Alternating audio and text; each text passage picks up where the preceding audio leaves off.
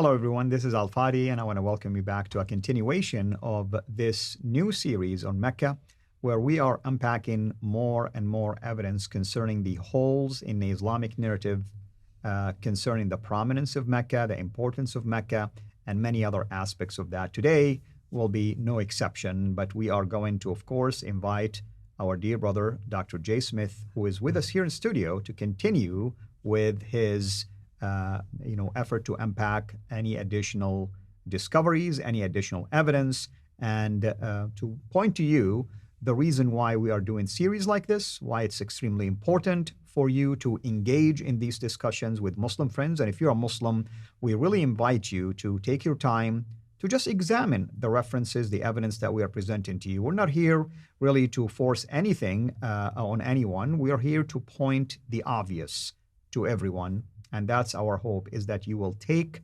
these discoveries and compare them to what we call the standard Islamic narrative, and you be the judge.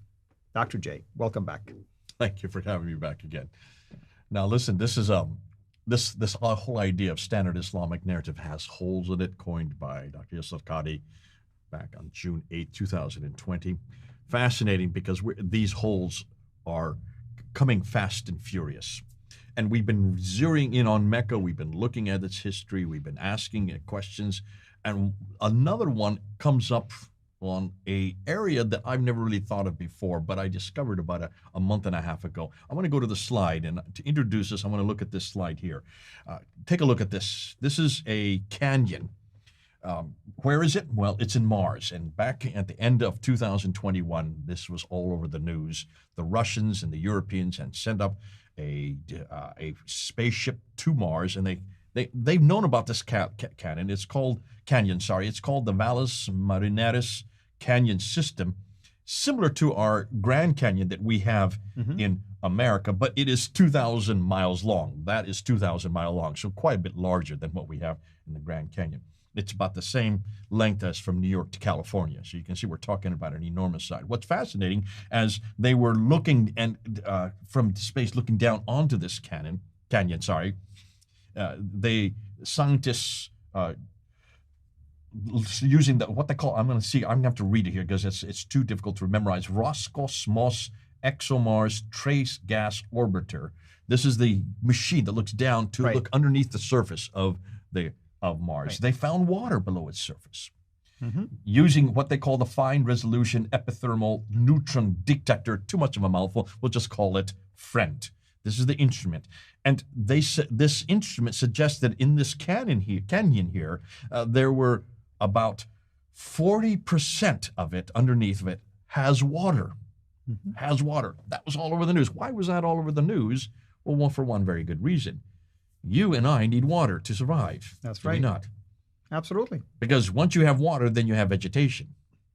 And once you have vegetation, then we can survive there. And of course, the whole premise is, if we're going to go to Mars and spend all this money and then send this equipment up there and go and live there, we need to be able to water ourselves, because once you have water, then you have vegetation. Once you have vegetation, we can live. That's all you need. It's very simple. Humans only need two things: water and food, water and food, water and food.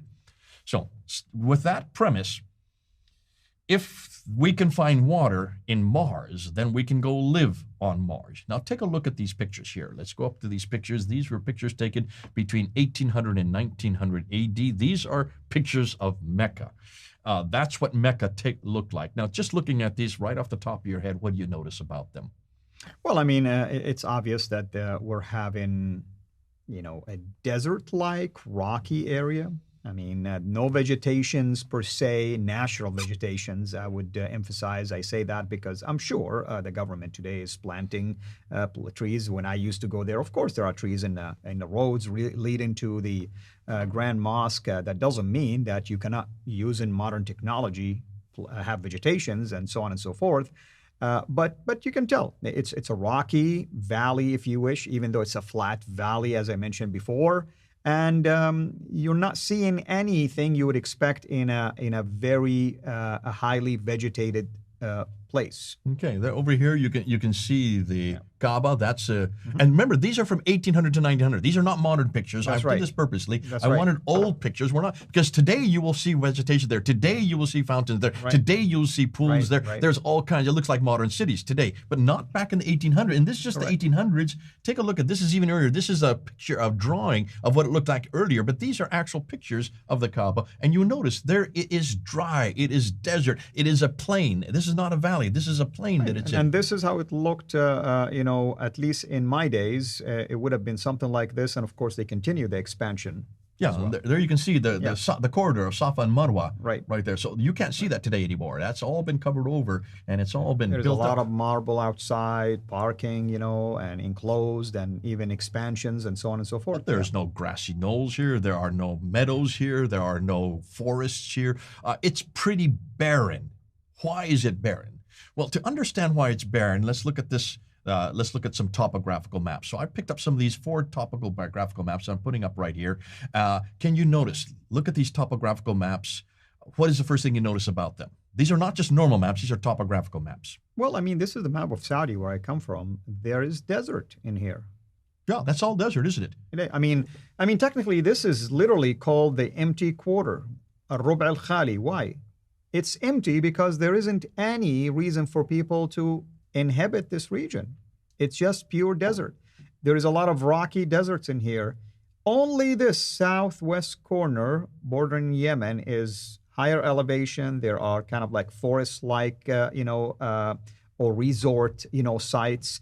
You get a lot of rain, vegetations, but other than that, it's just plain desert. And this is modern. These are modern-day topographical maps. This is not from the 7th century. And satellites can show you these things. And you will see that there is a little bit of greenery. You can see people know that. Well, yeah, there is some greenery. No, that's greenery from today because of the fact that they are now watering these areas and they are now irrigating compared these to areas. Look at the west side, especially in the Mesopotamia area, you'll see some greenery over there. Up here, this is where all the greens are because there's where the rivers are. See the 2 major rivers? That's Mesopotamia, the place of the area of 2 rivers. Yeah, that makes sense. So in the north there are greenery, in the south there's vegetation.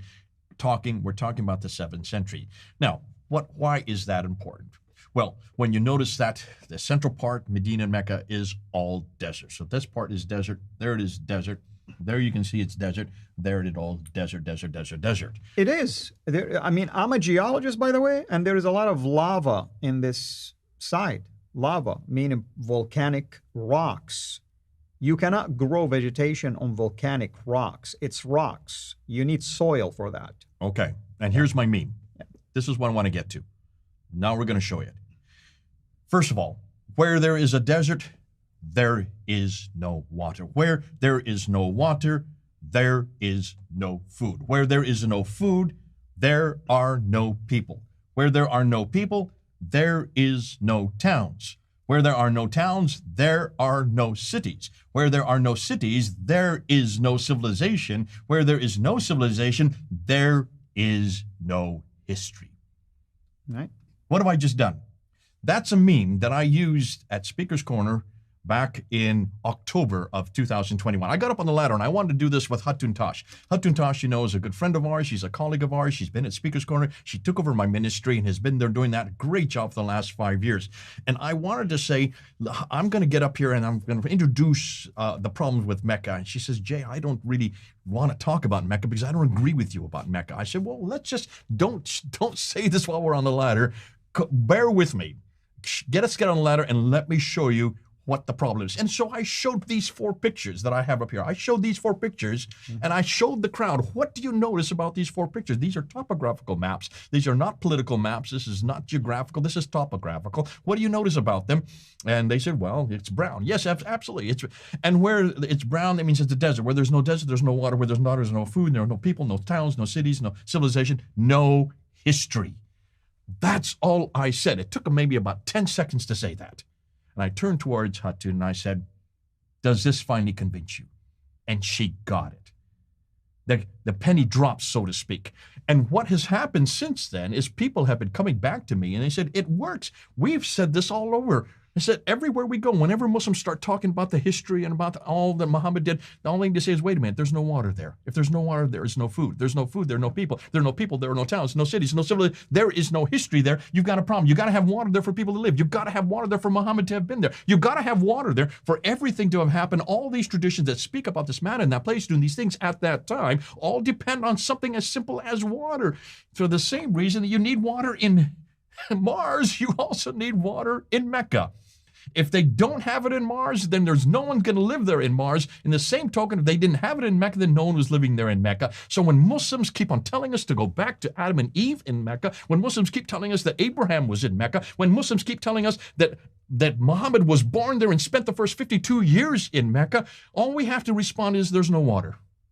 Yeah. If there's no water, the rest of the meme just falls into place. And for all of those who are listening to me, all you Muslims, whenever you bring up any reference to a man named Mecca living in a place, a man named Muhammad, let's get their name right, a man named Muhammad living in a place like Mecca, you start talking about this man or what he did or what he said or where he went, I'm just going to ask you one little question. Where is there water? Because if there is no water, there is no civilization. If there's no civilization, there is no history. If there is no history, then where is your Muhammad? And if you don't have Muhammad, you don't have the Quran. And if you don't have the Quran, you don't have Islam. Because you absolutely need the book and the man in order to have a place. And if the place doesn't exist, you throw out the book and the man, you throw out Islam, and everything comes crashing down just because you have no water. And also, I want to add this, Jay, and to my viewers, somebody might come back and say, well, wait a minute. I mean, sometimes in the desert you find springs. That's true. How do you know that there are springs? You see vegetation around them, trees, palm trees, other things. That's what we're trying to say. Show us this in Mecca. You won't find it. We're going to get to that next because we're going to talk about those springs. That's the isolation of Mecca. Mecca is not a place that just doesn't have any water. It is completely isolated from the places where they do have springs. That's the next episode. Well, you've heard the man. That's what we are going to explore in the next maybe episode, or at least in the next few episodes. So hopefully everyone been enjoying these additional evidence, or even the unpacking of previous one that we've shared with you. For instance, the burial sites of the prophets. We unpack this for you even further than in our previous video series that we called In Search of a Place. And again, we welcome all of your comments, all of your interactions. And if you have any specific questions for me or for Dr. J, make sure you reach out to us through our basically prospective channels. His channel or YouTube channel is called Fonder Films. Mine is called Sierra International. And we're always welcome hearing from you and your emails and your comments. Until then, have a blessed day. Thank you for watching this video. Be sure to like and subscribe to our channel Sierra International and click on the bell so that you receive notifications whenever we publish a new video or go live. I would also like to appeal to you to consider becoming a Patreon patron by clicking the link right below. By doing so, you can give towards the production of these videos. There are also other options for you where you can give to our channel. I thank you from the bottom of my heart.